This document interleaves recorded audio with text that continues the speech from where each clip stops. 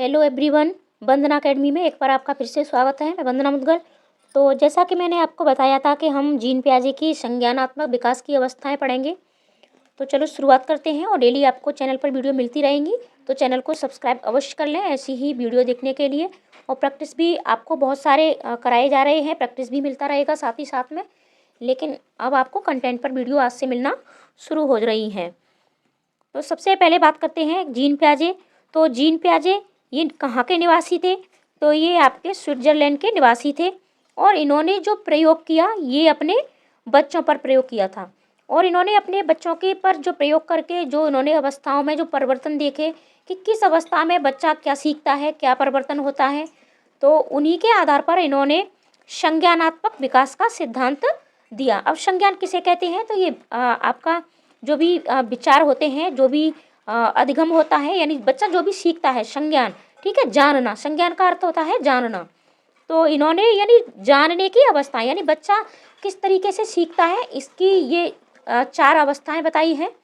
तो इन चारों अवस्थाओं से आपके सीटेट में प्रश्न अवश्य पूछे जाते हैं और आपको मतलब इसमें थोड़ा परेशानी भी होती है बच्चों को सीखने में।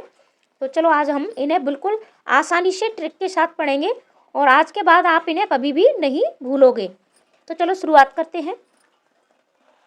सबसे पहले बात करते हैं, इन्होंने सबसे पहले जो अवस्था दी है उसका नाम है संवेदी गामक, या फिर इसे संवेदी पेशी अवस्था भी कहते हैं, या तो इसे संवेदी गामक अवस्था या फिर आपकी संवेदी पेशी अवस्था, इंद्रिय जनित अवस्था या इंद्रिय गामक अवस्था। ठीक है, यानी आपको पहले इसको गामक, और ये गामक होता है आपका आँख, नाक, कान द्वारा जो क्रियाएं होती हैं इसे गामक कहते हैं। तो ये आपका होता है, इसमें एज कितनी होती है, और ये आपसे पूछ लिया जाता है कि प्रश्न की संवेदी गामक अवस्था निम्न में से कितने वर्ष तक होती है?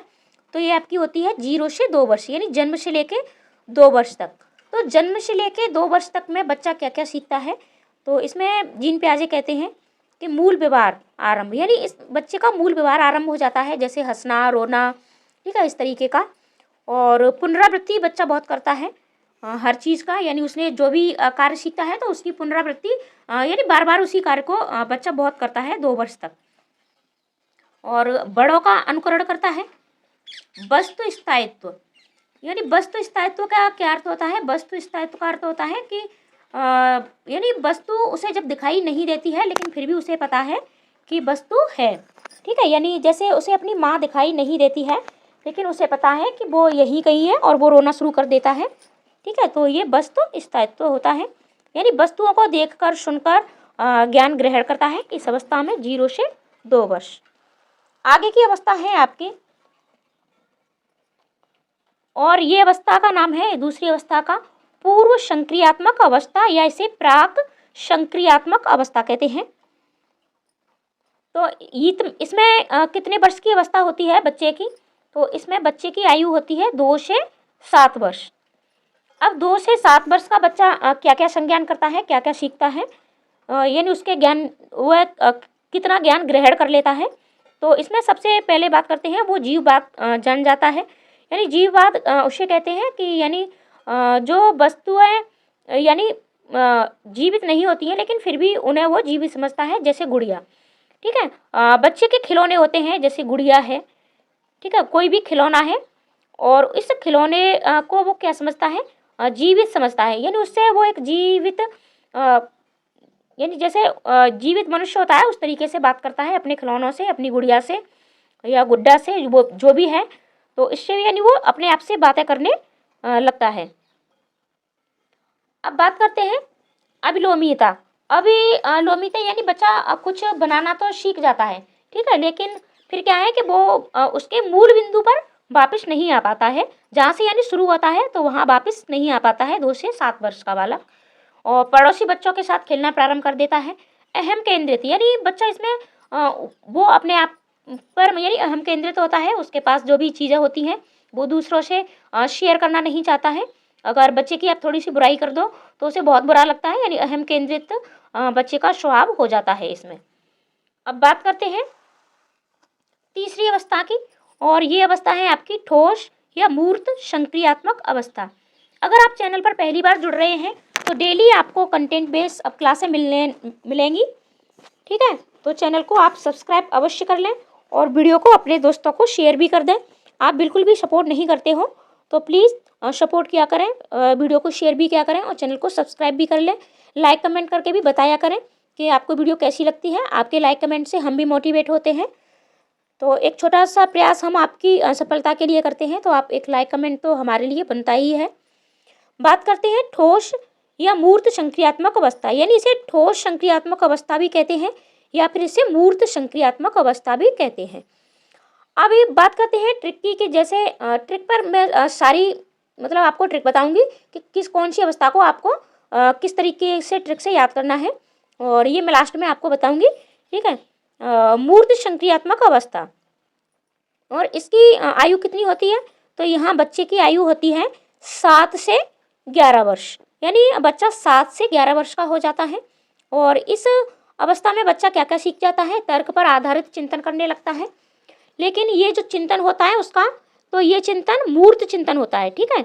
अमूर्त चिंतन नहीं कर पाता है, मूर्त चिंतन करता है। मूर्त यानी जो वस्तु उसने देखी है उन्हीं के आधार पर चिंतन करता है। क्रमबद्धता निर्मित करना, यानी किसी चीज़ को क्रम में लगा सकता है वो, और आकार, भार, क्रम आदि को समझने लगता है, यानी भार किसे कहते हैं, ठीक है, और क्रम क्या होता है, आकार क्या होता है, ये सारी चीज़ें यानी बच्चा समझने लगता है। और जब तक 7 वर्ष का होता है तब तक ये सारी चीज़ों में वो विभेद नहीं कर पाता है। अब बात करते हैं इसमें बच्चा संरक्षण सीख जाता है। जैसे मूल आकृति में जो भी परिवर्तन होता है तो यहाँ बच्चा सीख जाता है।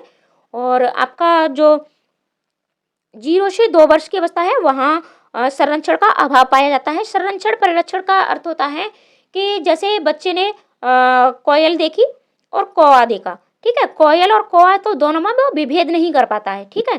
तो यहाँ इस अवस्था पर आके 7 से 11 पर और ये सारी चीज़ें बच्चा सीख जाता है। आगे बढ़ते हैं।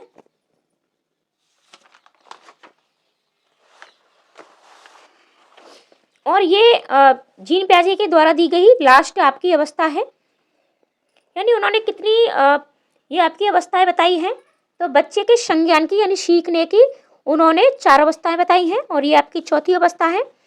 तो इस अवस्था का नाम है अमूर्त संक्रियात्मक अवस्था कहते हैं, या फिर इसे औपचारिक संक्रियात्मक अवस्था भी कहते हैं। और इसमें बच्चे की आयु होती है 11 से ऊपर, यानी 11 से 15 या फिर 11 से 17, 18, यानी आपके 11 से ऊपर के बच्चे किस तरीके से सीखते हैं।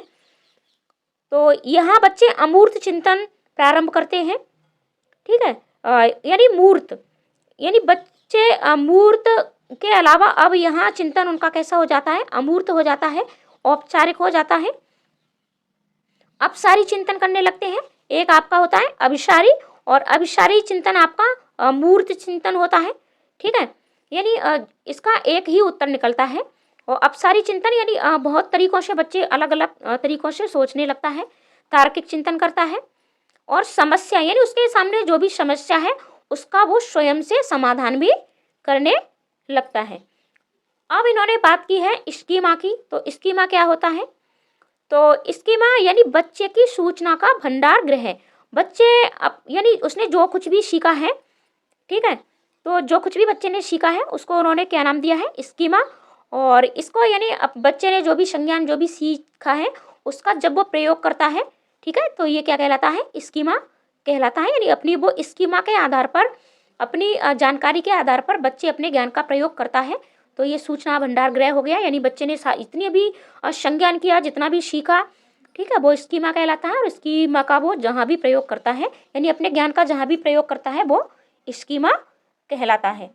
तो मिलते हैं अगली वीडियो में अगले कंटेंट के साथ। आप कमेंट करके भी बता सकते हो कि आपको किस पर वीडियो दी जाए। अच्छा, मैंने आपको ट्रिक नहीं बता पाई, तो चलो ट्रिक भी बताते हैं। अब देखो, अमूर्त चिंतन करने लगा है, तो अमूर्त चिंतन किस में करेगा, आपकी अमूर्त संक्रियात्मक अवस्था में ही करेगा, औपचारिक संक्रियात्मक में ही करेगा। अपसारी चिंतन है तो ये भी अमूर्त में ही करेगा, ठीक है। और तार्किक चिंतन यानी अमूर्त से आप ये अमूर्त चीज़ें जोड़ सकते हो, अमूर्त चिंतन है, अपसारी चिंतन है, ये सारी चीज़ें। अब बात करते हैं, ठीक है, मूर्त संक्रियात्मक अवस्था की। तो इसमें बच्चा क्या करेगा, इसमें मूर्त चिंतन करेगा। ठीक है, मूर्त चिंतन कहाँ करेगा? मूर्त संक्रियात्मक अवस्था में ही करेगा। और मूर्त वस्तु है यानी जो वस्तु है उसे दिखाई पड़ती है। ठीक है, जो भी सामने होती है या उसने पहले से देखी हुई है।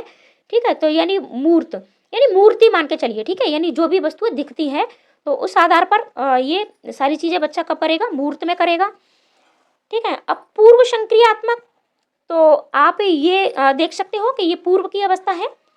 ठीक है, अब पूर्व में बच्चा सबसे शुरुआत में क्या करता है? पूर्व यानी पूर्व से आप पहले से जोड़ सकते हो। तो सबसे पहले बच्चा क्या करता है? सबसे पहले बच्चा खेलना शुरू करता है। कोई भी चीज़ जब जहाँ से शुरू करता है वहाँ लौट नहीं पाता है, बच्चों के साथ खेलना शुरू करता है। आप अपने आस पड़ोस में जो भी बच्चे हैं, आपके घर में बच्चे हैं, आप उनकी क्रियाओं को देखना शुरू कर दीजिएगा, तो आपको जीन पियाजे की जो भी अवस्था है वो बिल्कुल अच्छे से समझ में आ जाएंगी। और ये आपका संवेदी गामक है, तो संवेदी यानी बहुत संवेदनशील अवस्था होती है। ठीक है, संवेदनशील आप इस तरीके से जोड़ सकते हो। तो भाई बहुत ज़्यादा बच्चा बीमार कब पड़ता है, संवेदनशील कब होता है? तो जन्म से लेकर के 2 वर्ष तक की अवस्था ही ऐसी होती है जहाँ बच्चा बहुत संवेदनशील होता है। तो ये जीन पियाजे की कुछ अवस्थाएं जो मैंने आपको बताने का प्रयास किया है। डेली आपको चैनल पर प्रैक्टिस सेट भी मिल रहे हैं, तो चैनल को सब्सक्राइब अवश्य कर लें। और सीटेट हर हालत में आपका जो जुलाई अगस्त में होने वाला है उसे पास करने की कोशिश करें, क्योंकि आपके नए नियम आ गए हैं, आपका बोर्ड बदल गया है, बहुत सारे मतलब चेंजेस होने वाले हैं आपके सीटेट में, फिर आपको बहुत सारी परेशानियां होंगी सीटेट पास करने में। तो ये मेरी सलाह है कि आप अपनी जी जान से जुट जाइएगा और हमारे चैनल को भी सब्सक्राइब कर लीजिएगा। आपको बेहतर से बेहतर तैयारी हमारे चैनल पर आपको कराई जाएगी। Thank you.